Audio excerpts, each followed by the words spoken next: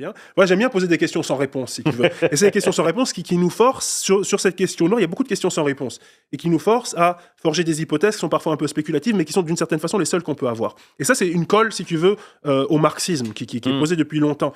Parce qu'il y a beaucoup de théories sur comment est-ce qu'on mélange le marxisme avec la question raciale, etc. Mais sur la question noire, je trouve que ça n'a jamais marché. Et la question très simple, qui était déjà posée au début du 19e siècle par un auteur haïtien qui s'appelait le baron de Vatay, mais qui a été reposée au XXe siècle par des historiens comme Eltis, etc., qui est, mais pourquoi est-ce que les Blancs ont été à grands frais chercher les nègres pour les incorporer à leur économie dans les Antilles et dans les Amériques en général, d'ailleurs même au Brésil et tout, enfin partout dans les Amériques.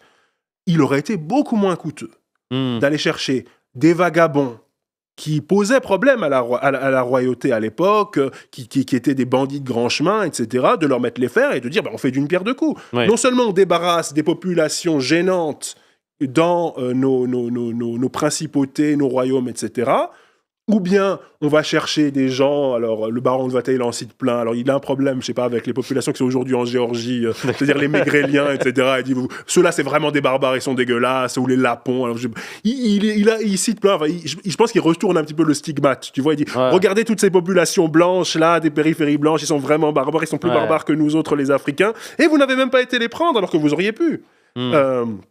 Et Eltis, qui est un historien, je crois, états-unien ou britannique, je sais plus, du XXe siècle, posera la même question. Il dira, mais c'est quand même bien étrange qu'on ait fait tout ce détour vers l'Afrique pour aller prendre des populations, essayer d'établir des relations commerciales parfois compliquées et parfois coûteuses. Parce qu'on dit parfois, on amenait que... Ça, c'est les Blancs qui se sont inventés cette histoire. Hein. On donnait 2-3 clochettes, 2-3 grelots aux rois africains, et puis ils nous donnaient 100 esclaves parce qu'ils étaient tellement dégénérés que n'importe quelle petite babiole qui venait d'Europe... Non, c'est pas vrai.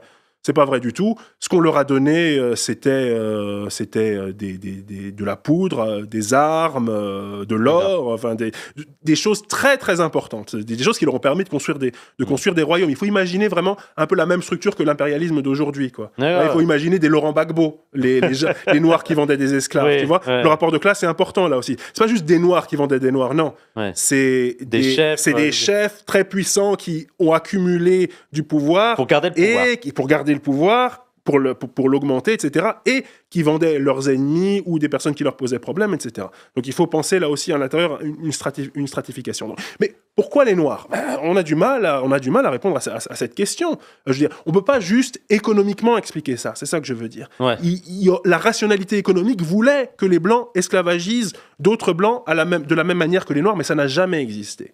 On parle des engagés, des Irlandais, etc. Ça n'a jamais été la même condition. Ça, c'est quelque chose que je répète souvent dans les interviews, désolé si des personnes l'ont déjà entendu, mais ce qui n'a jamais existé dans l'esclavage des Blancs, ce sont des bébés esclaves. Vous êtes il parlait des bagnes, là, des bagnes en Australie et tout. Ben oui, l'esclavage, c'est une structure globale. Ça existait un petit peu partout, donc on croit qu'on dit un truc de dingue quand on dit l'esclavage arabo-musulman, etc. Oui, bien sûr, mais toutes les sociétés étaient esclavagistes.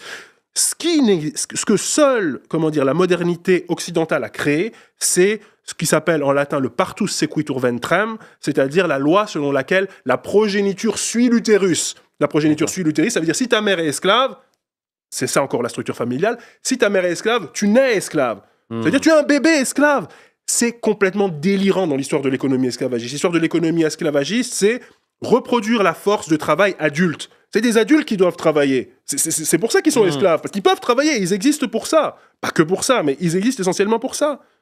Un bébé à quoi ça te sert un bébé esclave ? Tu dis au bébé d'aller te chercher un café, il va le faire ? Bien sûr que non. Il est une charge pour l'économie, tu vois. Mais comme il est un noir, sa condition primordiale, fondamentale, c'est d'être un esclave. Et ça, c'est quelque chose que juste la seule, aussi bien n'importe quelle rationalité économique, qu'elle soit libérale ou qu'elle soit marxiste, ne peut pas expliquer. On est obligé d'avoir une réflexion plus spéculative sur la négrophobie pour comprendre comment ça a été acceptable uniquement dans le cas des Noirs, cette rationalité-là. Oui, pour toi, les